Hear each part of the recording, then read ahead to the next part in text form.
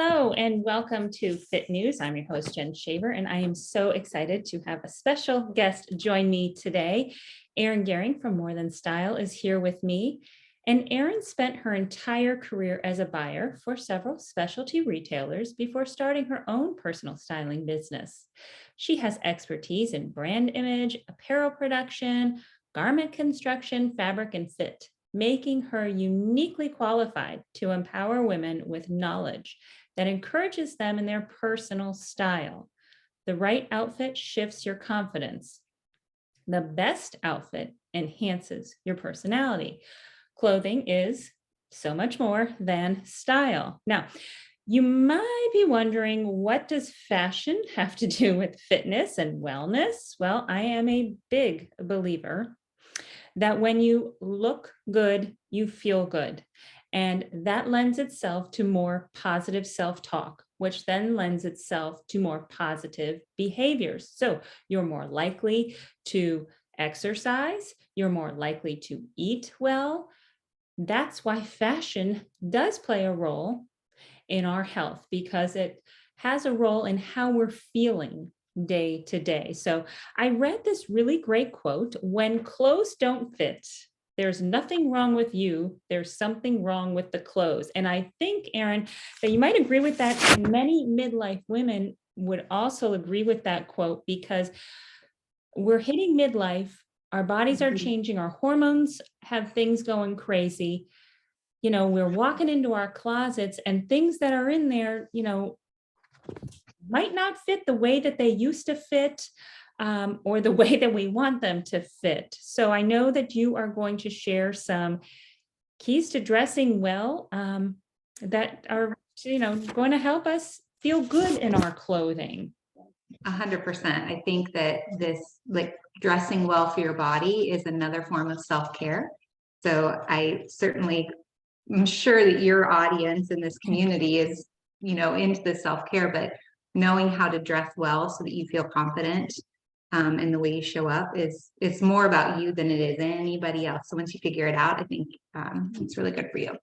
Right. And I mean, we're not talking about, you know, putting on that ball gown every day. It's not about getting dressy, you know, and all gussied up every day. But, you know, it's about the way in which you project yourself and you present yourself. And I talk a lot of times with my clients about feeling good. Like, a lot of clients will say they want to feel comfortable, but I want you to feel comfortable emotionally, not physically. And there's a difference. So my goal is to help them feel emotionally comfortable in their clothing. oh, I love it.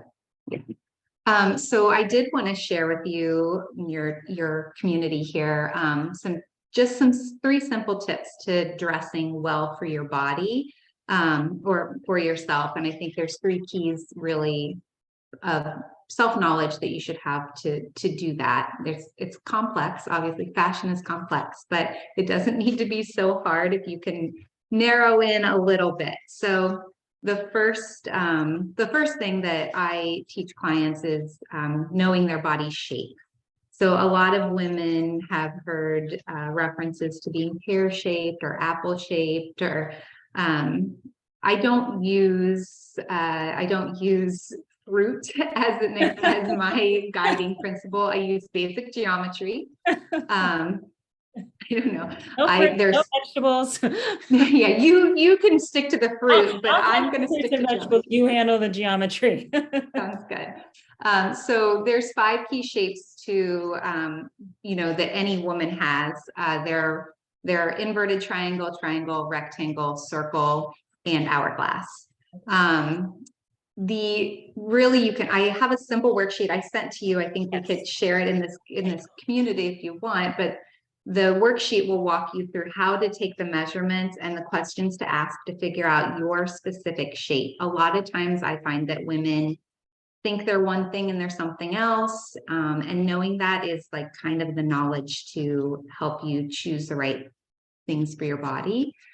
The measurement that I ask for that isn't typically asked for on most, like, I don't know if you do online shopping and things like that, is your shoulder measurement. So the actual width around your shoulders, I'm measuring tape, but it's the width around the top of your shoulders. That's kind of the key one missing element, I guess, to helping you figure out your shape. And generally you're trying to balance out your widest part and your narrowest part and create waist shape, if that makes sense. Yes. Yes. So body shape is key, and then your proportion, knowing how really when I talk about proportion, I mean your length of your torso relative to the length of your legs.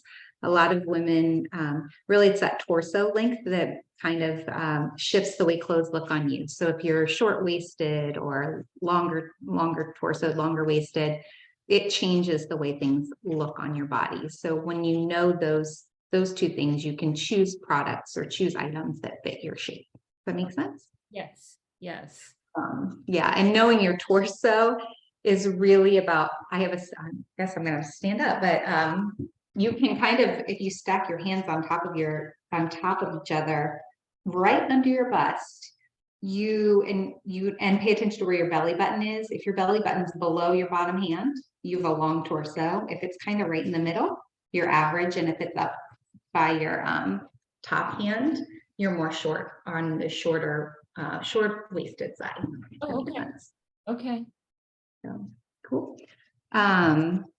And then another key, when you've figured all those things out, what you're really also going to pay attention to in your outfit is the lines you're creating across your body, specifically horizontal lines. We all know horizontal lines add width, and most of us think about horizontal lines within stripes. Obviously a horizontal striped shirt can add width, but more so than stripes, it's actually other elements of your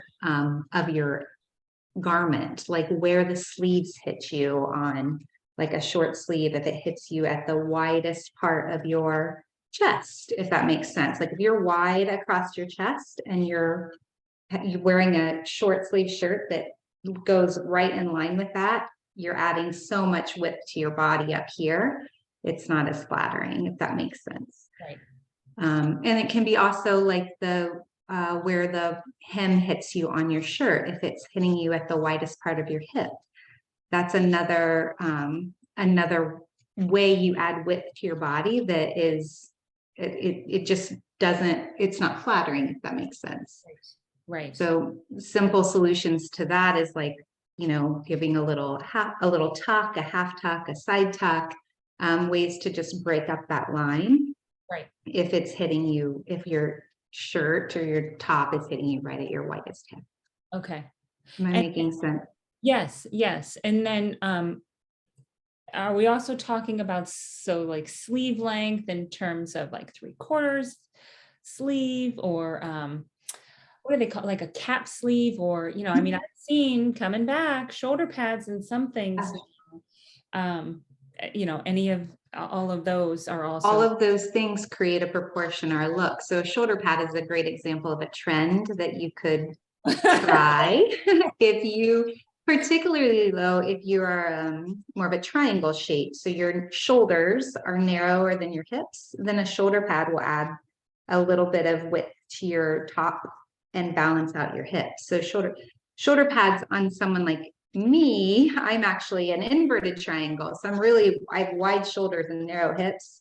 I like a shoulder pad, I'll be honest. But if I do that, I'm probably going to balance out my bottom half with something that's fuller on the bottom. So like a pleated trouser is another trend, or something that has like a wider leg shape will balance out my shape. Okay. So, but yes, and sleeves are a good example. Cap sleeves are usually a little more flattering for most people, or when you're looking at short sleeves, if they have a pitch. So by a pitch, I mean that they kind of pick up on the outside of the arm and like an angle in. Angled lines are usually good. They're usually more flattering, but it's wherever you're creating like a horizontal line. You can break it up yourself, or it might just be the wrong garment. Yeah. Don't wear that. All right. Right. What else is a good idea for ladies to pay attention to? The only other thing that I think is really important is like what they call the rule of thirds. But this is the idea that you never want to cut your body in half. So I kind of touched on it when I talked about, a top that hits you right at your widest hip, especially if you're pretty equal in terms of torso and leg length.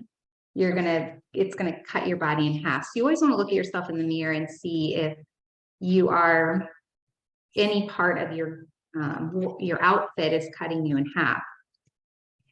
That's not usually a typical, it's not flattering. So they call it the rule of thirds because you want to be 2/3 legs or 2/3 top half, if that makes sense. Right now, I think that more of the trend is towards being 2/3 legs. That's why all the rises on our jeans and on bottoms have gone up. Everything's a hot mid-rise or high rise. So it's more, I think you want to be a little bit leggier. So 2/3 legs and a third of your outfit is the top part, if that makes sense. Yes. But you definitely, it doesn't always work for everybody. So you can flip it the other way and wear like a longer tunic top and a slimmer leg. That's also very flattering, but it should be, past your hip, past your butt in terms of your top. All right. You also see a lot of, the longer sweaters. Yes.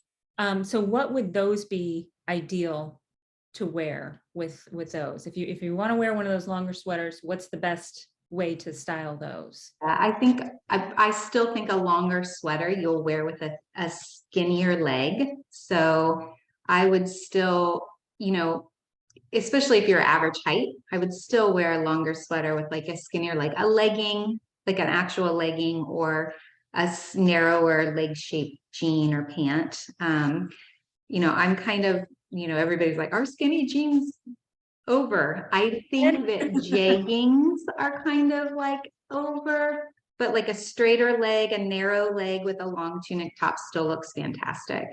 I don't think leggings in and of themselves, like a black legging or a Spanx legging, is ever really going to go out. I can't imagine, but maybe. But definitely if you're wearing longer, keep it slimmer on the bottom. Some people, if they're super tall, could pull off like a flare leg, something that with a longer top, they could pull off something that's narrow through the thigh to the knee, and then might kick out a little bit, but that proportion doesn't work for everybody. Yeah. Okay. What are some classic or timeless fashions that you would say that work for pretty much everyone, like a white t-shirt, or what are some things that some key items that we could make sure we have in our closets that work for most body types? Yeah, so I definitely believe in what I call essentials. There's like the foundations to building a good wardrobe, and you mentioned a white t-shirt. So honestly, white or black t-shirts in just about any type of fabric or material. Like, I don't think you can have too many of them. So I know I have quite a collection of white shirts. Exactly. So really, always a classic go-to. And right now, everything's shifting in terms of trend on the bottom. I can't remember things shifting. I think there's reasons to have a variety of fabrics. Erin, I think we lost you. Can you still hear me? And I'm sorry.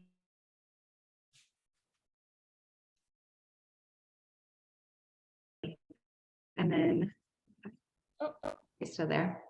Okay. Can you hear me okay now? Yes. So go ahead and start over. So I was just saying I think essentials in your wardrobe that provide a kind of a foundation are really important. For me, definitely a variety of t-shirts. So I personally agree, can't have too many white t-shirts, white or black, or even other, I kind of consider other neutrals to be like makeup shades in a way, I think, for like are good neutrals. I love a classic white shirt. It's actually kind of having like a white collared shirt, that I think never goes out of style. Almost, you can always have that in your wardrobe and always a go-to for a date that you want, that you just not sure what to wear. So the classic white shirt is actually having a fashion moment right now. And then in terms of bottoms, I really think you only need like 3 or 4 good bottoms. So a good dark wash jean, a medium wash jean, a black jean or pant, and then maybe a white jean if that is something for you. Okay, wait. Am I okay? Yes, one more time on the jeans. So we should have Yeah. I certain. think it really, I really think there's 4 jeans bottoms that you should have. A good dark wash jean, so something with a nice rich color, and it could be any fit. Right now anything kind of goes in bottoms, so a fit that flatters you. A medium wash, something that is a little bit lighter in shade, is a good option to have. Medium washes right now from a trend perspective seem to be where more of the retailers, like what more of the assortments are. And then a good black jean or pant. It could be a pant if that's more your speed, but I love a good black jean. And then I would say white is an option, but not necessary for everybody, but a good lighter colored bottom is a nice option as well. With those 4, you can pretty much mix a lot of different product, like outfit. You can make a lot of different outfits. Right. Yeah, it's like Garanimals, right? Yeah, right. Yeah, we all have a lot of clothes, but probably wear a very, very small portion of them. So Right. you don't need as much as you think. That is so true. What is one thing, what is your favorite trend that that has ever been around? What's your favorite trend? Favorite trend of ever. Gosh, that's really It's hard. still popular. I mean, you can go It's with still leg warmers because I still have a pair. So well, oh my gosh, I don't know if I could pick a favorite ever. I love a good jeans or bottoms trend, for me, and that's really what's happening right now. If you think about, the generations, like where, from 80s to 90s to early 2000s to, every generation is marked by kind of a proportion or a shape. I mean, if you think the 70s, the bottom, there's all kinds of, there's a proportion or a shape that marks a kind of a decade. And right now, I feel like we're in a shift in proportion that's happening that's going to mark this decade. So that's why we're seeing so many of the lighter weight bottoms coming back. And I'm not really sure where it's going to land, but there's a lot happening in bottoms that's shifting everything. So I love a good bottoms trend because I think it just shifts it's a sign of newness, I guess, of a new decade. what about your least favorite trend? Least favorite trends. Well, I'll be honest, I think some of the tops and dress trends can get real weird. So, I mean, everybody talked about the prairie dresses that happened this summer that nobody liked. They were everywhere. So I definitely think, even like right now, there's a lot of tops with like the square necklines and the puff sleeves, and they're kind of, at one time I even saw a trend report that called them like the milkmaid or something like trend. And I'm like, nobody wants that. So It was Little House on the Prairie. yeah. So I think, every now and then you get a trend that just everybody, we all in the industry, everybody gets the same trend reports. And then you jump on, sometimes everybody jumps on the same thing and, the consumer doesn't like it. And that was obvious with like the prairie dress trend this summer. Great. What is one piece of advice then you have for women when they walk into their closet and, I mean, you and I have talked about, you know, when you look good, you feel good, that whole thing. So Mhm. what do you say to the woman that walks into her closet and she doesn't feel good when she walks into her closet? What's a piece of Well, I think that one, I would say, hopefully it's organized. If you're walking into a messy closet, advice? nobody's going to feel good. I don't think so. But if you feel like if you don't have clothes in your closet that you love, like I firmly believe that you should love everything that you wear, Right. that makes you feel the way you want to, feel. So I would go, if you can't find that one thing that you love, you really got to ask yourself why, and probably do a little bit of research on how do you want to feel and what items would help you feel that way. But I would, my advice is find the thing that you really love, assuming there's something in your closet that you really love that makes you feel the way you want to feel. And then ask yourself why. Like, why do I love this so much? Maybe it's the color, maybe it's the way the neckline looks around your face. Maybe, there could be any number of reasons why you feel really good about something. But when you start asking why, then you can start to narrow in, as you're shopping for clothes, on more things that do what that thing does for you. Right. Right. That makes sense. That's And sometimes I find that with my clients that they know what they feel good in, but they don't always know why. So I work with them to help them identify the why. And a lot of times it's a proportion that looks best on their body. And then they know, like, oh, I can They go didn't look for. realize why they were liking or why they felt so good in it. And then once you point that out, then they can then go and buy more things that are similar to that and feel good in everything that's in their closet.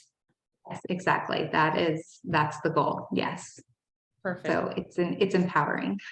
Yes. Well, and that's just it. And that's, exactly what we're talking about and how the fashion or, whatever you want to call it, the clothing, whatever, how it plays a role in your day-to-day mood. And, it makes a big difference. Yes, it sure does. It Yeah. makes a difference in how you carry yourself and how you project yourself. And that's important. I mean, I think we talked about this before too, body language. So like one of the things that you know, like when you meet somebody, your first impression is 80% nonverbal. And so that nonverbal is mostly through body language, but a portion of, it's a portion of it is is your clothing, but how you feel in your clothing affects your body language. So, a first impression is, it's from that perspective, it's also really important to feel good about what you're wearing and feel good in your clothes. Right. Erin, where can my ladies find you and more information on you? And I know that you have a holiday special as well. Yes, yes. So my business is More Than Style. You can find me on Facebook at More Than Style LLC. You can also find me on Instagram, the same handle, More Than Style LLC. And then in terms of this holiday season, I know a lot of women are getting ready for events and parties amongst doing all the other things that they're managing on top of real life and shopping and wrapping and baking and all the things.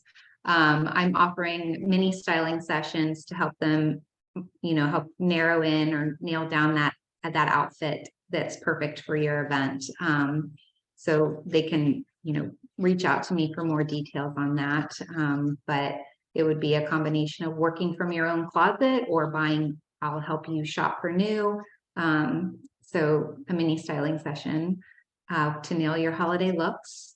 And additionally, I'm also offering free Ask Me Anything. So if you already kind of know maybe it's a holiday party, it could be anything, but if you already kind of know what you want to wear, but you're just not sure about the shoe and if this shoe or that shoe, I'm offering free Ask Me Anything. So yeah, you can check out my Facebook and then contact me through there. Okay, great. Well, Erin, thank you so much for your time today. We appreciate you coming on and sharing all your knowledge with us today. Thank you so much, Jen. I love Fit News. It's really good. Thank you. I've been eating my protein in the morning. Right, that's what we like to hear. Yeah, like you change. I actually feel like I can get my 30 grams now. I know how to do it. Perfect. I love it. Great. Well, thank you again for your time. Thank you. Thank you so much. All right. All right. Bye. Bye.